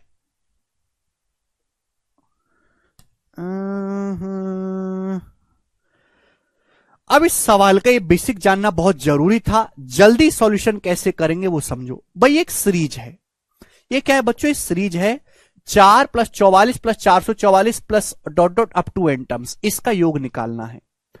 इस सीरीज का पहला पद 4 है, दूसरा पद 44 है, तीसरा पद 444 है। अगर मैं इस सीरीज में केवल एक ही पद लूं मेरे दोस्तों, इसको बोलते हैं hit and trial value putting. अगर इस सीरीज का एक ही पद लिया जाए, एक ही पद, अगर मैं इस सीरीज का केवल एक ही पद लूं, यानी कि सीरीज क्या रह जाएगी, एक ही पद ले रहा हूं भाई साहब 4, तो एक पद का योग 4 आना चाहिए। अगर मैं सीरीज के 2 पद लेता हूं, 2 पद, यानी कि पहला 4 दूसरा 44, तो योग आना चाहिए 88। क्लियर? ये लॉजिक समझ में आ रहा है? आप बोलोगे हाँ जी सर। भाई एन का मान तो फिक्स नहीं है, सवाल में एन का मान कुछ भी हो सकता है। 1 टर्म लो, 2 टर्म लो, 3 टर्म लो, 4 टर्म लो, 5 टर्म लो, ऐसी लो अपनी। तो मेरे प्यारे भाई, जब एन का मान फिक्स है ही नहीं, एन कुछ भी हो सकता है, तो अगर मैं इस सीरीज का केवल एक टर्म लूं मेरे दोस्तों, एक टर्म लूं, ये बाकी मुझे आगे दिखता नहीं, तो एक टर्म 4 आ गया, तो एक टर्म का योग भी 4। तो आंसर ऐसा ऑप्शन होना चाहिए जहां n बराबर 1 रखने पर 4 आ जाए, n बराबर 1 रखने पर 4 आ जाए। आंसर ऐसा ऑप्शन होना चाहिए मेरे दोस्तों। 4 तभी आएगा जब कटे। 8 में से n की जगह 1 रखेंगे, 8 में से 1 करेंगे 7, 7 तो काटेगा ही नहीं, उत्तर नहीं हो सकता। 8 में से 1 घटाएंगे 7, 7 तो 81 को काटेगा ही नहीं, 4 आएगा नहीं कभी। ये रखते हैं। n की जगह 1 रखेंगे, 40/81। n की जगह 1 रखेंगे, 10 - 1 9, माइनस n की जगह 1 रखेंगे, 4/9, 9 नाम 81।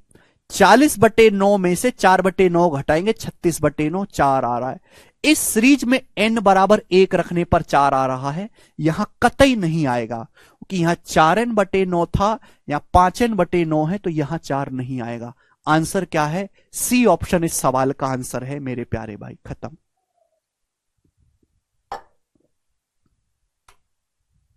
ठीक है बच्चों, तो इजी क्वेश्चन हो गया ये। मैंने आपको दोनों समझाया, बेसिक भी जानना जरूरी है, शॉर्टकट भी जरूरी है मेरे दोस्तों। चलेगा। अब देखो ऐसा ही सवाल है स्टूडेंट आपके सामने 24वां आप खुद से ट्राई करेगा। मैं आपको दे रहा हूं, आपका होमवर्क की तरह समझिए। यह सवाल ऐसा नहीं कि मैंने अपनी मर्जी से लिया है, ये as it is question 2017 means के पेपर का है। ठीक है, ये ज्योमेट्रिक प्रोग्रेशन ही बन रही है, 1/10 होता जा रहा है मेरे दोस्तों। इसके 9 पदों का योग करेगा मेरे प्यारे भाई। क्या आ जाएगा जरा इस सवाल का आंसर? आप कर सकते हैं, बेसिक सवाल है, वैसे मुझे दिख चुका है, सी ऑप्शन इसका उत्तर होगा। चलिए आगे चलते हैं अब नेक्स्ट कंसेप्ट। नेक्स्ट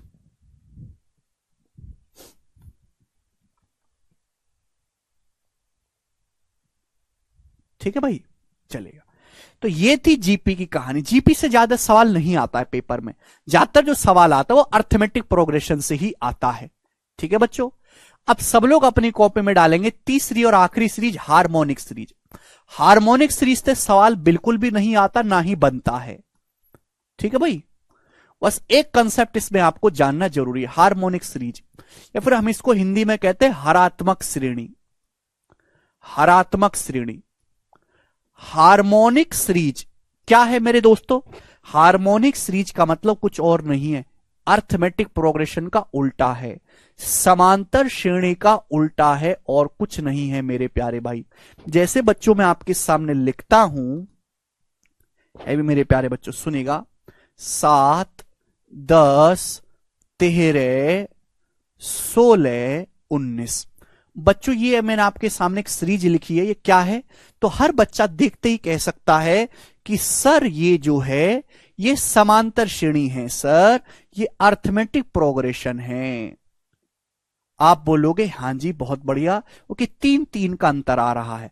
अगर मैं इसका उल्टा कर दूं, हर टर्म को उल्टा कर दो, बटे 1 कर दो, 1/7, 7 का उल्टा 1/7, 10 का उल्टा 1/10, 13 का उल्टा 1/13, 16 का उल्टा बच्चों 1/16, 19 का उल्टा 1/19, तो एक दूसरी सीरीज बन के आएगी बच्चों। ये जो सीरीज बन के आएगी इसको हम बोलते हैं बच्चों हार्मोनिक प्रोग्रेशन या फिर हरात्मक श्रेणी।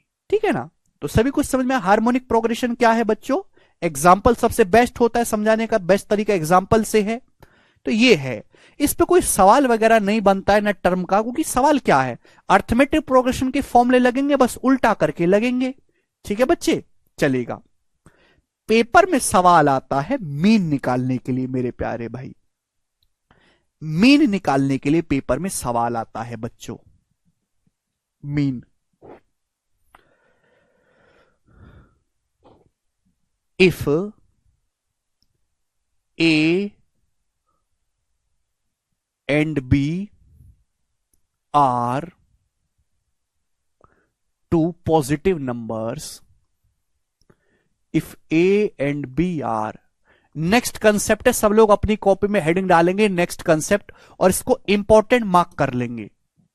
If a and b are two positive numbers, Hindi वाले भाई लिख लेंगे यदि ए और बी दो धनात्मक संख्याएं बच्चों, यदि ए और बी दो धनात्मक संख्याएं हैं, यदि ए और बी दो धनात्मक संख्याएं हैं, पॉजिटिव नंबर्स हैं, तो मेरे प्यारे भी अगर ए और बी दो पॉजिटिव नंबर हैं तो उनका अर्थमेटिक मीन क्या होता है मेरे प्यारे भाई, अर्थमेटिक मीन, अर्थमेटिक मीन क्या होता है? अर्थमेटिक मीन को हम हिंदी में कहते हैं समांतर माध्य। आपको दो संख्याएं दे देगा प्यारे भाई और आपसे पूछ लेगा बताओ इनका अर्थमेटिक मीन क्या है, समांतर माध्य है। यदि ए और बी तो पॉजिटिव नंबर्स हैं तो उनका अर्थमेटिक मीन जो होता है समांतर माध्य, वो होता है उन दोनों संख्याओं को जोड़ के आधा कर दीजिए मेरे प्यारे भाई, दोनों संख्याओं को जोड़ के आधा कर दो मेरे प्यारे बच्चों। आप बोलोगे हां जी सर। दूसरी चीज आपसे पूछता है एग्जाम में जीएम, क्या पूछता है? जीएम। हिंदी में हम इसको इंग्लिश में हम इसको बोलेंगे ज्योमेट्रिक मीन। क्या बोलते हैं बच्चों इसको? Geometric mean, geometric mean. Hindi में इसको बोलते हैं गुणोत्तर माध्य है। क्या बोलते हैं बच्चों इसको हम हिंदी में? गुणोत्तर माध्य है। ठीक है प्यारे भाई, अगर दो संख्याएं ए और बी हैं बच्चों, उनका ज्योमेट्रिक मीन निकालना है तो उनकी गुणा करके अंडर रूट ले लीजिए मेरे प्यारे भाई, रूट ए बी। ठीक है प्यारे भाई, आप बोलोगे हां जी सर। तीसरा आपसे पूछेगा हार्मोनिक मीन क्या होता है? एचएम। एचएम हिंदी में हम इसको इंग्लिश में हम इसको कहेंगे हार्मोनिक मीन, हार्मोनिक मीन, या फिर हिंदी में हम इसको कहते हैं हरात्मक माध्य। हरात्मक माध्य आपको दो संख्याएं दे देगा मुंह उठा के और आपसे पूछेगा इनका हरात्मक माध्य क्या है, तो हरात्मक माध्य आएगा 2ab अपॉन ए प्लस बी, 2ab अपॉन ए प्लस बी। आप बोलोगे हां जी सर बिल्कुल सही, 2ab अपॉन ए प्लस बी। क्लियर है? आप बोलोगे हां जी सर। एग्जाम्पल के लिए मैं आपसे कह देता हूं बच्चों, बताओ जैसे दो संख्याएं 4 और 9 हैं, दो संख्याएं बच्चों 4 और 9 है, एग्जाम्पल में लेता हूं, मैं आपसे पूछता हूं इनका अर्थमेटिक मीन क्या होगा? दो संख्याएं 4 और 9 है, इनका अर्थमेटिक मीन क्या होगा? तो अर्थमेटिक मीन क्या आएगा? जोड़ के आधा कर दो, 4 + 9 13, 13 का आधा 6.5। उसके बाद ज्योमेट्रिक मीन क्या आएगा? सवाल आ गया 4 9 का ज्योमेट्रिक मीन बताओ, तो क्या होगा? 4 नाम 36, 36 का अंडर रूट 6। हार्मोनिक मीन क्या आएगा 4 और 9 का? तो आप कहोगे सर 2 गुणा 4 गुणा 9 बटे 4 + 9 13, तो आ जाएगा ये 72 बटे 13। 72 को भाग करेंगे 13 से तो पूरा तो भाग जाएगा नहीं, लगभग जाएगा। 13 पंजे 65, 70 13 पंजे 65 और 13 चौका 52, अप्रोक्स 5.54 ये आ गया मेरे प्यारे भाई। क्लियर है? तो अगर आपके पास दो संख्याएं ए और बी हैं, उनका अर्थमेटिक मीन समांतर माध्य आपसे पूछा जाए तो इसका मतलब जोड़ के आधा कर देना है। हार्मोनिक मीन पूछा जाए तो उनकी गुणा करके अंडर रूट लेना है। Sorry geometric mean. Harmonic mean पूछा जाए तो 2ab अपॉन ए प्लस बी। मैंने आपको एग्जाम्पल से भी समझा दिया। ऑब्जर्व करने वाली बात यह है कि किन्हीं भी दो संख्याओं या दो से ज्यादा अर्थमेटिक मीन हमेशा ज्योमेट्रिक मीन से बड़ा होगा, बड़ा होगा मेरे प्यारे में। देखो ना, अर्थमेटिक मीन 6.5 आया है, ज्योमेट्रिक मीन 6 आया है, अर्थमेटिक मीन बड़ा है। और जो ज्योमेट्रिक मीन है वो हमेशा हार्मोनिक मीन से बड़ा होगा मेरे प्यारे भाई। This is the important concept कि दो संख्याएं हो या दो से ज्यादा, उनका अर्थमेटिक मीन जो होगा वो हमेशा ज्योमेट्रिक मीन से बड़ा होगा, और जो ज्योमेट्रिक मीन होगा वो हमेशा हार्मोनिक मीन हरात्मक माध्य से बड़ा होगा। क्लियर है? अगर बच्चों दोनों नंबर बराबर हो जाए, अगर नंबर ही बराबर हो जाए, करके देख लो, ए और बी बराबर हो जाए, तो अर्थमेटिक मीन क्या आएगा? ए, ज्योमेट्रिक मीन भी ए और हार्मोनिक मीन भी ए। अगर नंबर बराबर संख्याएं हैं, इक्वल में करें मेरे दोस्तों, जैसे मैं आपके सामने कहूं 5 और 5 का बताओ अर्थमेटिक मीन, अर्थमेटिक मीन भी 5 5 का 5 आएगा, ज्योमेट्रिक मीन भी निकाल लो 5 आएगा, हार्मोनिक मीन भी निकाल लो 5 आएगा। अर्थमेटिक मीन या equal to b, arithmetic mean या तो ज्योमेट्रिक मीन से बड़ा होगा या फिर इक्वल होगा। ज्योमेट्रिक मीन हमेशा ही हार्मोनिक मीन से बड़ा होगा या इक्वल होगा। सबसे बड़ा समांतर माध्य होता है, फिर उससे छोटा गुणोत्तर माध्य है और सबसे छोटा हरात्मक माध्य है। आप बोलोगे हाँ जी सर, इक्वल तभी होगा जब संख्याएं बराबर हों, अगर संख्याएं बराबर नहीं है तो अलग अलग होगा मेरे प्यारे भाई। आप बोलोगे जी सर, कुछ बच्चों के मन में डाउट ये जा रहा है कि सर ये तो आपने दो संख्याओं के लिए बताई, तो हमने बचपन में भी पढ़ा है, अगर संख्याएं दो से ज्यादा रहें तो हम कैसे निकालेंगे समांतर माध्य गुणोत्तर माध्य? सपोज आपके सामने बच्चों n संख्याएं, a1 a से लेके a1 a2 a3 dot dot ये an तक, आपके पास से कितनी संख्या? n संख्याएं, a1 से लेके 1 2 3 4 5 n नंबर जा रहे हैं मेरे प्यारे भाई। तो अगर आपको n संख्याओं का समांतर माध्य निकालना है, दो से ज्यादा संख्याएं, तो मेरे दोस्तों इन सबको जोड़ो पहले, है ना, a1 से लेके मेरे दोस्तों an तक को जोड़ो, सारी संख्याओं को जोड़ो। ये कितनी संख्या? n संख्याएं, n संख्याएं तो n से भाग दे दो। दो संख्याएं थी, जोड़ के 2 से भाग दिया। तीन संख्याएं होती, जोड़ के 3 से भाग देते। चार संख्याएं होती, 4 से भाग देते। 5 संख्याएं होती, 5 से भाग देते। ज्योमेट्रिक मीन, भाई दो संख्याएं तो मैंने गुणा करके अंडर रूट लिया, यहां पे n संख्याएं तो आपको गुणा करनी है पहले, a1 की, a1 a2 a3 इन सब की गुणा करो मेरे प्यारे भाई। दो संख्याएं तो मैंने अंडर रूट लिया, अंडर रूट मतलब पावर 1/2। तीन संख्याएं तो क्यूब रूट लूंगा, चार संख्याएं फोर्थ रूट लूंगा, n संख्याएं nth रूट लूंगा। जैसे आपसे मैं कहूं कि संख्याएं 5 6 और 9, इनका ज्योमेट्रिक मीन बताओ, तो इनका ज्योमेट्रिक मीन क्या आएगा? मल्टीप्लाई करके तीन संख्याएं क्यूब रूट ले लीजिए, ये इनका ज्योमेट्रिक मीन आ गया मेरे प्यारे भाई। आप बोलोगे सर अब के आपका सोने का ऑस्कर पक्का। अगर मेरे प्यारे भाई, अगर n संख्याओं का आपको हार्मोनिक मीन निकालना है, हार्मोनिक मीन, तो क्या होगा? तो आप कहोगे सर n संख्याएं तो 2/1/a1 plus 1/a2 plus 1/a3 plus dot dot dot dot 1/an। आप बोलोगे हां जी सर बिल्कुल सही, एक पैसे का सर इसमें डाउट नहीं है।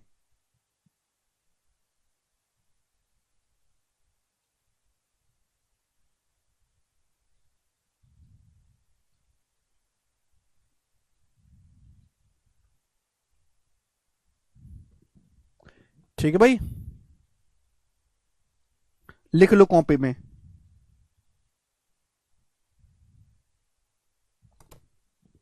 सॉरी सॉरी सॉरी, n2 नहीं, n आएगा मेरे दोस्तों, n/1 1/a1 plus 1/a2 plus 1/a3 plus dot dot 1/an। जैसे मैंने अभी दो संख्याओं का निकाल के बताया ना, दो संख्याएं थी a और b, दो संख्याओं का निकालना है, दो है ना, 1/a प्लस 1/b, एलसीएम लूंगा तो ए बी ऊपर पहुंचेगा 2ab अपॉन बी प्लस। ये आ गया कि नहीं आ गया? आप बोलोगे सर आ तो गया, बहुत बढ़िया सर, बहुत बढ़िया। ठीक है बच्चों, चलेगा। तो ये मैंने आपको समझाया, कितने कंसेप्ट हुए। पहले मैंने आपको ये समझाया कि परिभाषा क्या है इनकी, फिर मैंने आपको ये एग्जांपल लेके समझाया, फिर मैंने आपको यहां से वेरीफाई करवा दिया। ठीक है बच्चों, फिर मैंने आपको n संख्याओं के बारे में बता दिया। अब अगर आपके पास दो संख्याएं हैं मेरे प्यारे भाई, ठीक है ना, दो हो या मेरे दोस्तों कितनी भी हो, relation arithmetic mean, harmonic mean और ज्योमेट्रिक मीन में क्या रिश्ता है मेरे प्यारे भाई? ये चाहे दो संख्याओं, चाहे तीन हो, चाहे चार संख्याओं, सभी के लिए सत्य है मेरे प्यारे बच्चों। अर्थमेटिक मीन, ज्योमेट्रिक मीन और हार्मोनिक मीन में क्या रिश्ता है? इन तीनों में आपस में भी रिश्ता होता है मेरे प्यारे भाई। अर्थमेटिक मीन, अगर आप संख्याओं के अर्थमेटिक मीन और हार्मोनिक मीन की अगर गुणा करेंगे मेरे प्यारे भाई, तो ज्योमेट्रिक मीन का स्क्वायर आता है। Relation between M, GM and HM, arithmetic mean गुणा हार्मोनिक मीन जो होता है वो हमेशा ज्योमेट्रिक मीन के स्क्वायर के बराबर होता है।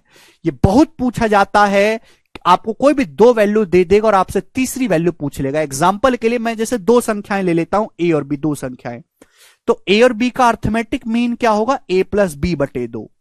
हार्मोनिक मीन क्या होगा ए और बी का मेरे दोस्तों, 2ab अपॉन ए प्लस बी। आप बोलोगे हां जी सर बिल्कुल सही, कोई प्रॉब्लम नहीं है, ठीक है। तो आप इनकी गुणा करेंगे प्यारे बच्चों, इससे ये कैंसल आउट हो जाएगा, ए प्लस बी से ए प्लस बी, 2 से 2 कैंसल आउट हो जाएगा, तो बचा ए बी। और ए बी का मतलब क्या है, ए बी का मतलब है रूट ए बी का होल स्क्वायर। ए बी को क्या लिख सकते हो, रूट ए बी का होल स्क्वायर। जैसे 5 को क्या लिख सकते हो, रूट 5 का होल स्क्वायर। तो बच्चों ये है अर्थमेटिक मीन दो संख्याओं का, ये उनका हार्मोनिक मीन है, मल्टीप्लाई करने पर क्या आ गया, ज्योमेट्रिक मीन आ गया, रूट ए बी का होल स्क्वायर आ गया कि नहीं आ गया, तो प्रूफ भी हो गया। तो चाहे मैंने एग्जांपल्स आपको समझा दे, चाहे दो संख्या हो, चाहे 3 हो, चाहे 4 हो, चाहे 5 हो, चाहे n हो, हमेशा अर्थमेटिक मीन गुणा हार्मोनिक मीन बराबर होगा ज्योमेट्रिक मीन के स्क्वायर के। क्लियर? आप बोलोगे जी सर अब के, बहुत बढ़िया। 25वां सवाल बताओ मेरे दोस्तों। देखो यह सवाल सीडीएस के पेपर में आया है 2021 में। सवाल क्या है कि एक्स, वाई और जेड का हार्मोनिक माध्य, एक्स और वाई की, sorry, x is the harmonic mean between y and z. X जो है वाई और जेड का हार्मोनिक माध्य है, ठीक है ना। यहां पे हिंदी में जरा और ही गलत लग गया है, ठीक है। एक्स वाई और जेड का हार्मोनिक माध्य है, तो कौन सा स्टेटमेंट सही है? यदि एक्स और वाई और जेड का हार्मोनिक माध्य है मेरे प्यारे भाई, तो एक्स की जो वैल्यू होगी बच्चों वो क्या होगी, 2yz upon Y plus Z, ये होगी मेरे प्यारे भाई। एक्स का जो मान आएगा यही आएगा। कौन सा सही है मेरे प्यारे भाई? यहाँ पे बराबर 0 है मेरे दोस्तों ना, ये थोड़े ऑप्शन गड़बड़ है, ये बराबर 0 है। तो भाई यहां पे जब इसकी गुणा करेंगे तो x गुणा y, x y plus x z बराबर 2yz आएगा मेरे दोस्तों, माइनस इधर आएगा, माइनस 2yz बराबर 0। कौन सा ऑप्शन सही है? बी ऑप्शन सही है। बढ़िया सवाल है एकदम गोरा। लास्ट क्वेश्चन हम करेंगे 26 में, बताइएगा। बोला है दो संख्याओं का हार्मोनिक मीन और ज्योमेट्रिक मीन 10 और 12 है ना। हार्मोनिक मीन हरात्मक माध्य और गुणोत्तर माध्य 10 और 12 हैं। पूछा है अर्थमेटिक मीन। जिस बच्चे को कंसेप्ट रिलेशन ही नहीं पता होगा वो नहीं कर पाएगा। तो अर्थमेटिक मीन गुणा हार्मोनिक मीन बराबर ज्योमेट्रिक मीन का होल स्क्वायर। तो अर्थमेटिक मीन आ जाएगा 12 का स्क्वायर 144 बटे 10, 14.4 आ जाएगा। 14.4 इस सवाल का आंसर है, डी ऑप्शन। एकदम गोरा सवाल बच्चों आपकी तरह था। तो आज की क्लास को स्टूडेंट हम यहीं पर विराम देते हैं। मुझे लगता है कि आपको अब इस टॉपिक में कोई डाउट नहीं आएगा। मैंने आपको बहुत अच्छे से सिखाया है और बाकी बच्चों अब हम कल करेंगे। बाय।